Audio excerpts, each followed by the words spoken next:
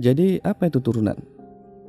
Turunan atau nama lainnya adalah derivatif dari suatu fungsi, namakanlah fx, adalah suatu fungsi lain yang biasanya dinotasikan dengan tambahan aksen, yaitu f aksen x, yang mana nilai dari f aksen x ini pada sebarang bilangan x adalah sebesar limit h menuju 0 dari fx tambah h dikurang fx dibagi h, asalkan limit ini ada.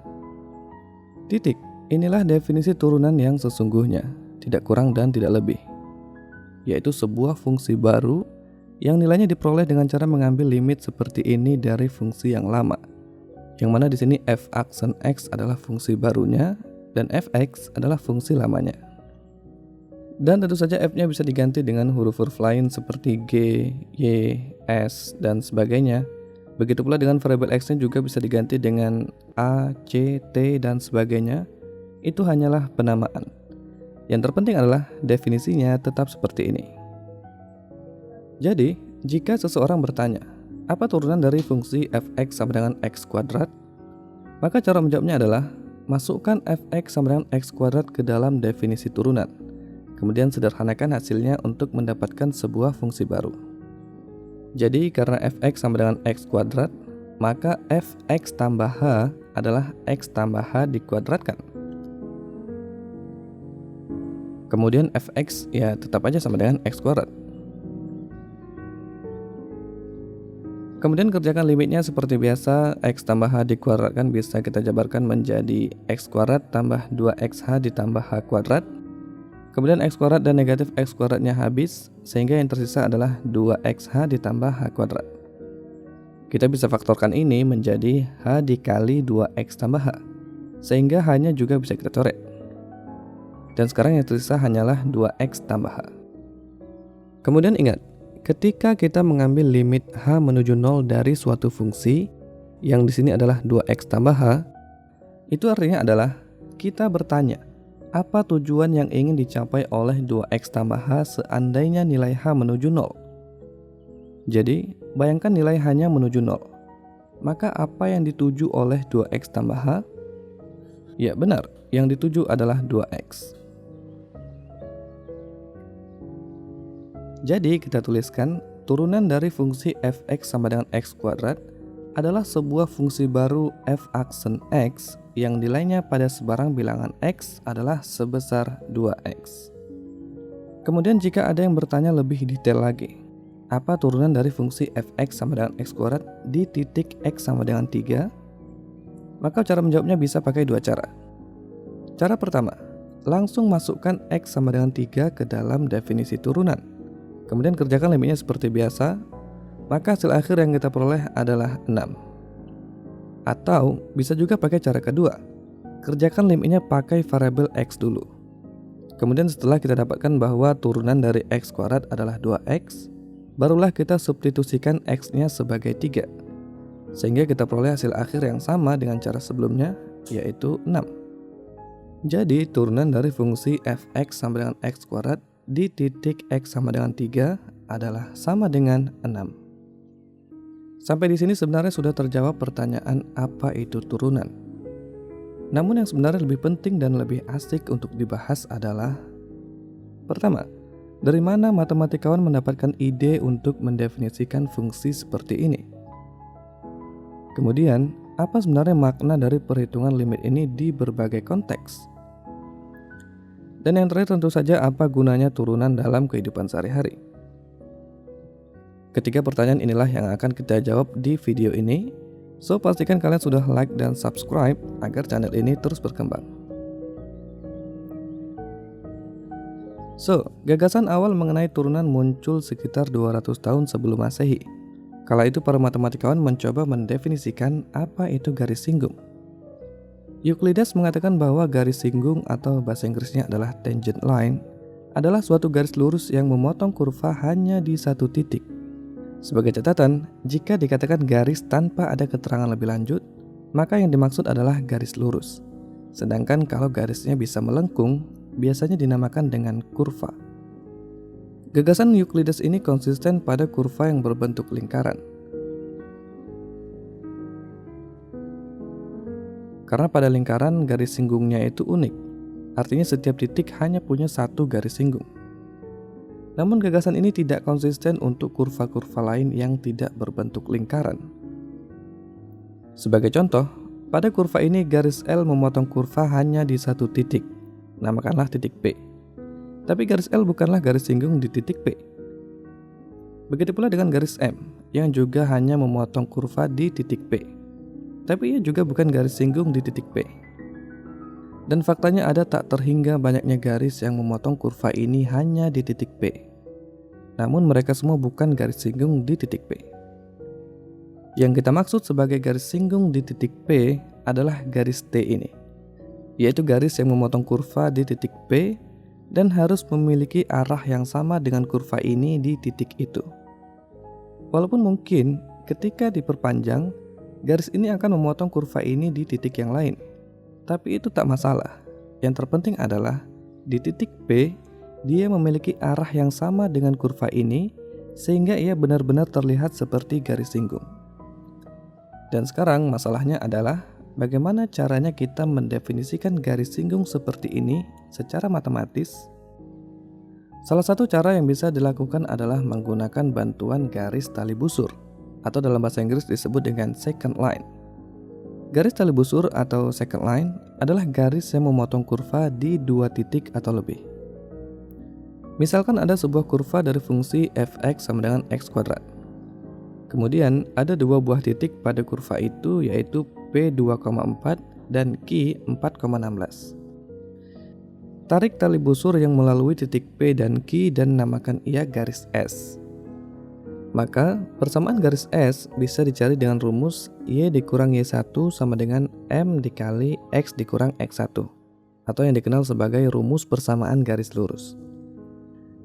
X1-nya adalah koordinat P di sumbu X, yaitu 2. Kemudian Y1-nya adalah koordinat P di sumbu Y, yaitu 4. Walaupun sebenarnya kita bisa aja pakai koordinatnya titik Q, dan hasilnya pasti sama aja. Tapi karena tujuan kita adalah menemukan garis singgung di titik P, maka lebih mudah jika di sini kita pakai koordinat titik P.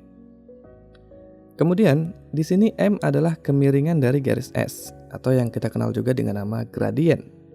Kalau kamu lupa apa itu kemiringan, kemiringan suatu garis lurus adalah suatu bilangan atau suatu nilai yang ia menentukan arah dari suatu garis. Semakin besar nilai kemiringannya, maka garis itu arahnya akan semakin naik ke atas. Dan sebaliknya, semakin kecil nilai kemiringannya, maka garis itu arahnya semakin menurun ke bawah. Kemudian untuk menghitung besarnya nilai kemiringan, caranya adalah dengan menghitung perbandingan antara perubahan nilai Y dibagi dengan perubahan nilai X. Jadi, kita bisa tuliskan M adalah sama dengan delta Y dibagi dengan delta X. Besarnya delta Y adalah panjang garis kuning ini, yang panjangnya bisa kita hitung dengan Y2 dikurang Y1, di mana Y2-nya adalah koordinat Q di sumbu Y, yaitu 16, dan Y1-nya adalah koordinat P di sumbu Y, yaitu 4. Kemudian besarnya delta X adalah panjang garis yang pink, yang besarnya adalah selisih antara koordinat Q dan koordinat P di sumbu X, yaitu sebesar 4 dikurang 2. Sehingga besarnya kemiringan garis S adalah sebesar 16 dikurang 4 dibagi 4 dikurang 2, yaitu sama dengan 12 dibagi 2 atau sama aja dengan 6.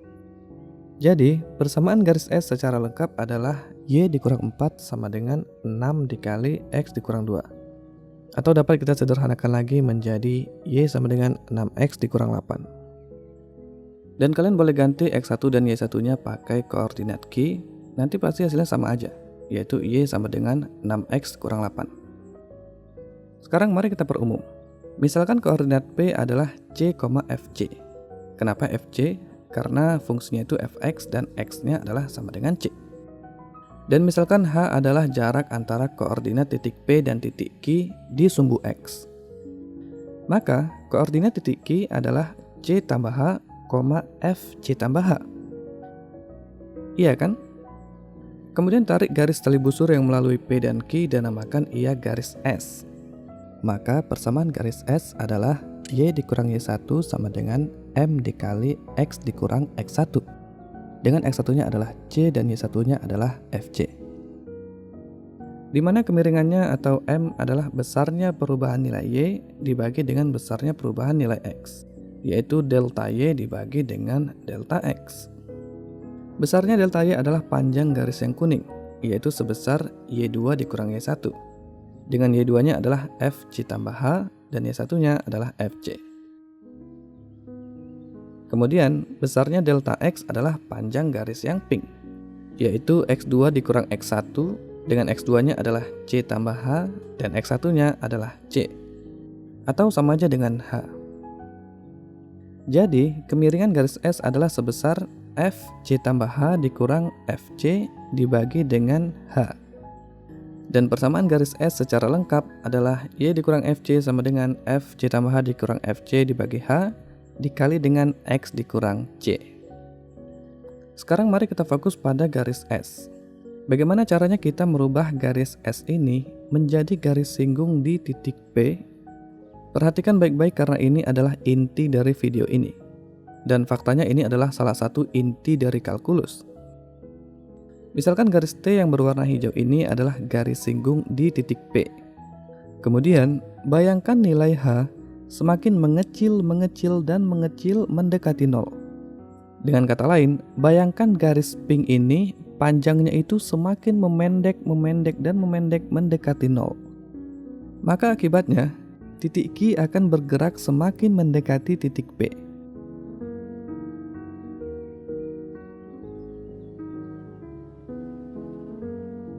Dan hal ini mengakibatkan bentuk garis S akan semakin mendekati bentuk garis singgung di titik P, yaitu mendekati bentuk garis T. Dan akhirnya, menggunakan konsep limit, seandainya nilai H menuju 0, maka garis S akan menuju menjadi garis singgung di titik P. Dengan kata lain, jika kita menggunakan notasi limit H menuju 0, maka garis S akan benar-benar menjadi garis singgung di titik P.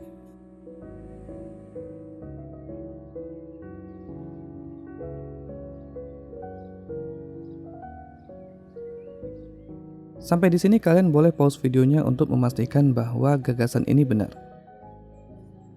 Sekarang ingat, apa pengaruh H terhadap garis S?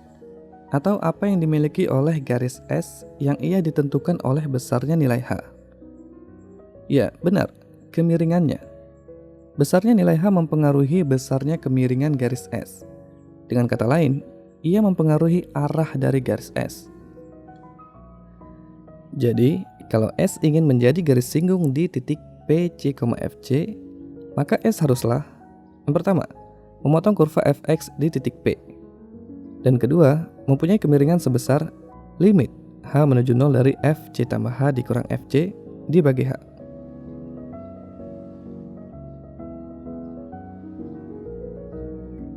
Titik, inilah definisi garis singgung yang kita cari. Dan faktanya inilah definisi garis singgung di era modern. Secara lengkap, kita bisa tuliskan definisinya seperti berikut. Garis singgung kurva fx di titik P, C, FC adalah sebuah garis lurus yang memotong kurva fx di titik P dan mempunyai kemiringan sebesar limit H menuju 0 dari FC tambah H dikurang FC dibagi H, asalkan limit ini ada. By the way, definisi ini hanya berlaku untuk garis singgung yang tidak tegak lurus. Karena kalau garis singgungnya tegak lurus, maka limit ini nilainya akan menuju tak terhingga. Sedangkan limit yang menuju tak terhingga itu termasuk kategori limitnya tidak ada. Jadi garis singgung yang tegak lurus itu adalah sebuah pengecualian dan tidak termasuk ke dalam definisi ini. Secara lebih matematis, kita dapat tuliskan persamaan garis singgung pada kurva Y sama dengan fx di titik C, FC adalah Y dikurang FC sama dengan limit H menuju 0 dari FC tambah H dikurang FC dibagi H dikali dengan X dikurang C, asalkan limitnya ada. Definisi ini sama aja kayak definisi sebelumnya, cuman bedanya di sini kita langsung masukkan koordinat dan kemiringannya ke dalam rumus persamaan garis lurus. Jadi kalau tadi dalam bentuk kalimat, sekarang dalam bentuk yang lebih matematis. Kemudian kalian mungkin bertanya, apa makna kalimat asalkan limitnya ada? Well, makna kalimat ini sebenarnya sudah saya jelaskan secara detail di video sebelumnya. Dan ya, saya sarankan untuk nonton video itu kalau kalian ingin memahami secara mendalam mengenai limit. Namun pada intinya, kalau di suatu titik limit ini nilainya tidak ada, maka di titik itu kita tidak akan bisa menggambar garis singgungnya. Atau kita bisa gambar garis singgungnya tapi garis singgungnya itu vertikal, sehingga limit ini hasilnya menuju tak terhingga dan termasuk kategori limitnya tidak ada. Oke, untuk memperkuat pemahaman kita, mari kita lihat sebuah contoh. Carilah persamaan garis yang menyinggung kurva fx sama dengan x kuadrat di titik P3,9. Jawab, sebagaimana yang telah dibahas tadi, kemiringan garis singgung di titik P3,9 adalah sebesar limit H menuju 0 dari F3 ditambah H dikurang F3 dibagi H. Secara visual, ini adalah garis T ini yang arahnya itu menuju menjadi arah garis singgung di titik P. Kemudian karena fx sama dengan x kuadrat, maka F3 ditambah H adalah 3 tambah H dikuadratkan. Dan F3 adalah 3 kuadrat.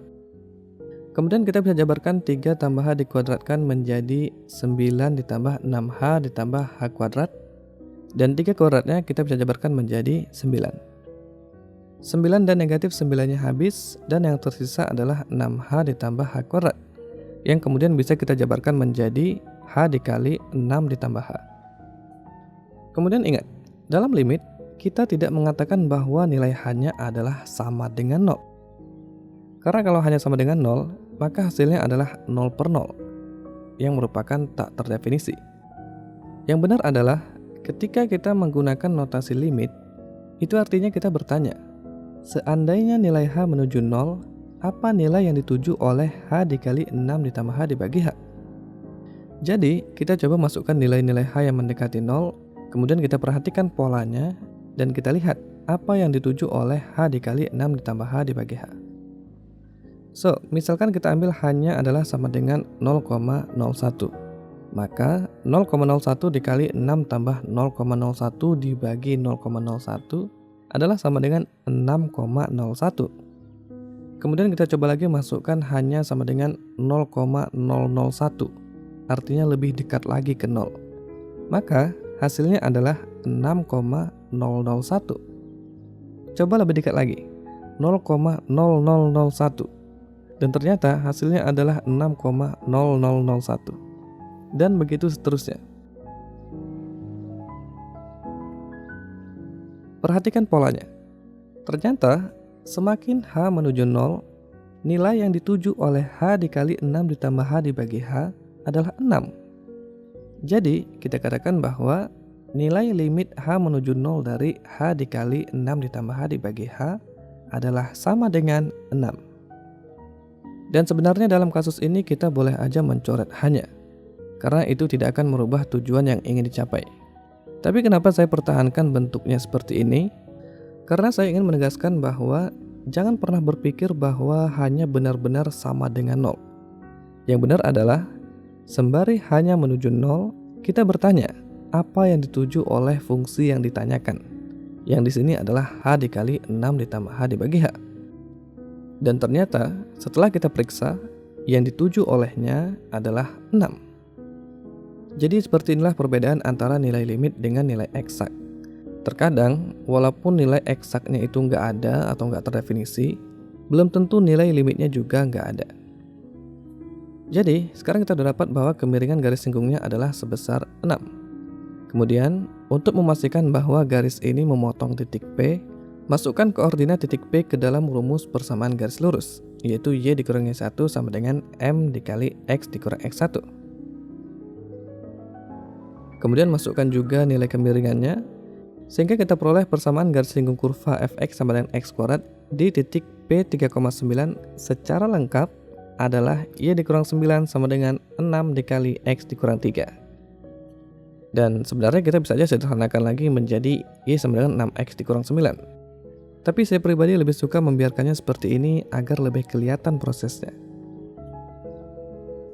Jadi, beginilah cara matematikawan dulu menemukan definisi yang lebih umum dari garis singgung, sehingga berlaku juga untuk kurva-kurva yang tidak berbentuk lingkaran. Cukup jenius bukan? Sekarang mari kita fokus pada limit ini. Limit inilah yang kita namakan sebagai turunan, atau nama kerennya derivatif. Lantas apa makna dari limit ini dalam konteks garis singgung? Ya, benar. Maknanya adalah kemiringan. Nilai limit ini menentukan besarnya kemiringan garis singgung kurva di titik yang ditanyakan. Jadi, semakin besar nilai turunan di suatu titik, maka semakin besar pula kemiringan garis singgungnya di titik itu. Sebaliknya, semakin kecil nilai turunan di suatu titik, maka semakin kecil pula kemiringan garis singgungnya di titik itu. Dan semakin besar kemiringan suatu garis, maka garis itu arahnya akan semakin naik ke atas.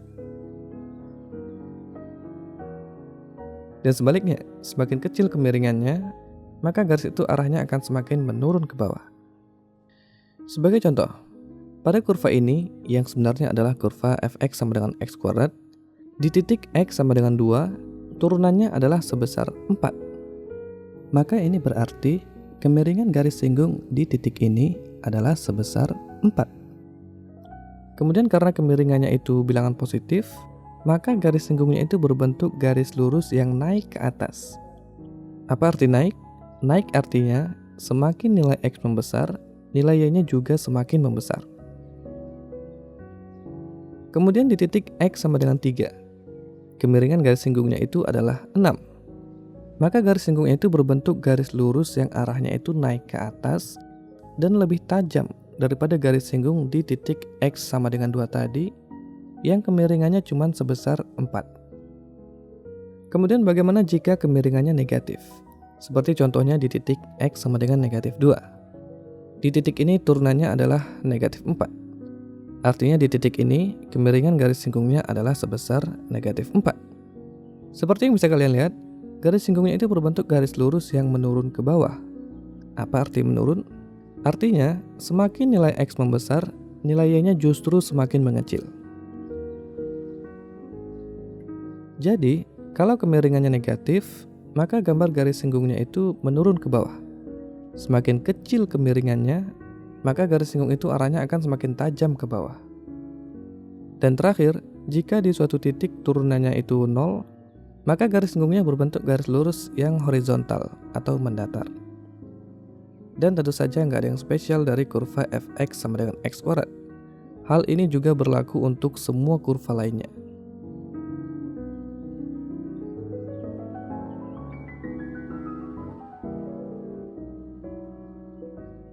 Kembali ke kurva fx sama dengan x kuadrat. Jika kita gambarkan nilai turunan kurva ini di sembarang titiknya, maka kita akan dapatkan gambar seperti berikut. Di titik x sama dengan 0, turunannya adalah 0. Di titik x sama dengan 1, turunannya adalah 2. Di titik x sama dengan 2, turunannya 4. Di titik x sama dengan 3, turunannya 6. Dan seterusnya.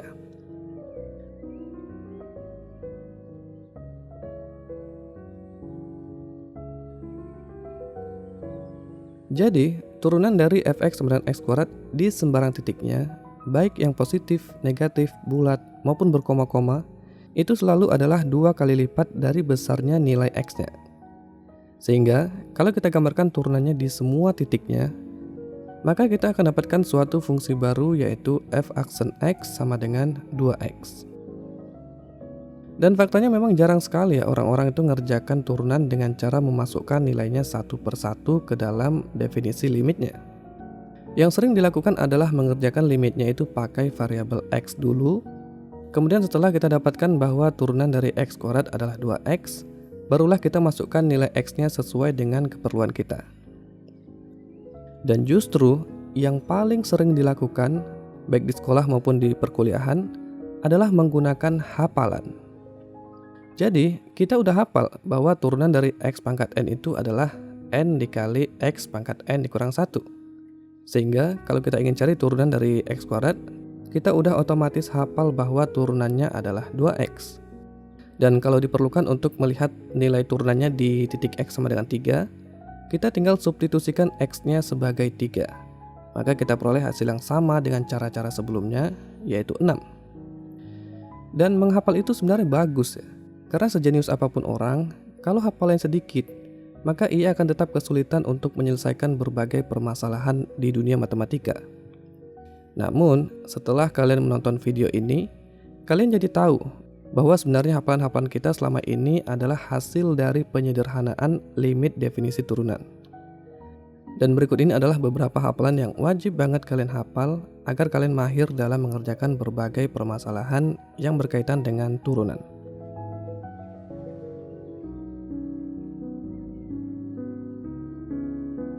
So, sekarang kita sudah sampai di akhir video. Terasa sepertinya banyak sekali hal yang perlu diingat, ya kan? Tapi sebenarnya kita nggak perlu untuk mengingat semuanya. Yang perlu kita ingat hanya satu hal, yaitu bagaimana cara nilai turunan diperoleh. Cukup ingat bahwa nilai turunan di suatu titik adalah sebuah bilangan yang diperoleh dari hasil pembagian besarnya perubahan Y dibagi dengan besarnya perubahan X. Akan tetapi, pembagian ini bukanlah pembagian biasa, melainkan adalah tujuan yang ingin dicapai oleh pembagian ini seandainya besarnya perubahan X-nya menuju 0. Yang mana ide ini diwakilkan oleh notasi limit. Sehingga, kalau fungsi semulanya adalah fx, kemudian perubahan X-nya adalah sebesar H, maka nilai turunannya di sembarang titiknya adalah sebesar f aksen X sama dengan limit H menuju 0 dari fx tambah H dikurang fx dibagi H. Titik. Cukup ingat hal ini maka selebihnya akan mengikuti sendiri.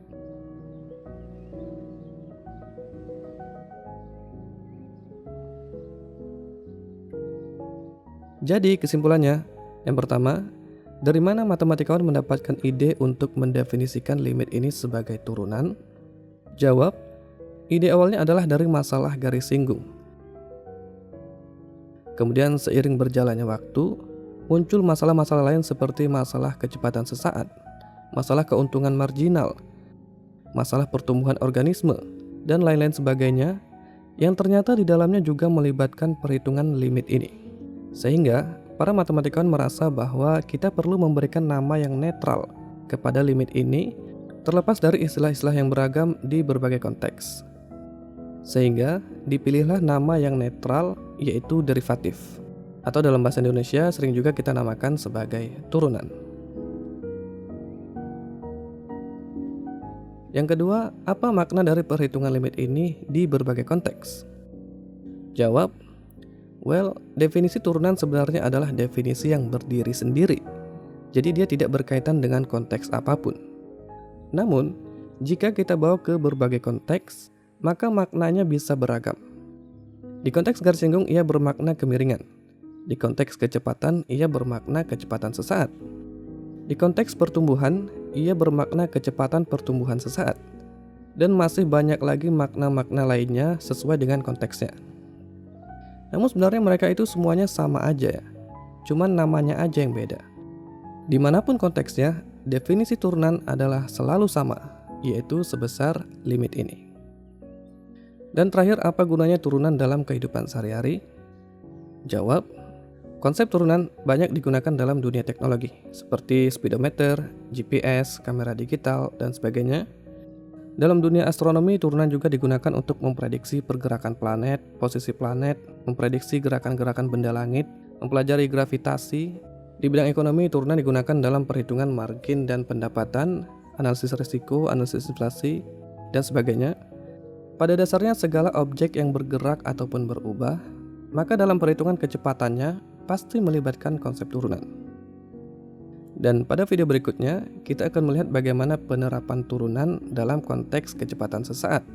Dan kita akan lihat bagaimana sebenarnya kecepatan dan kemiringan garis singgung itu adalah dua konsep yang sama.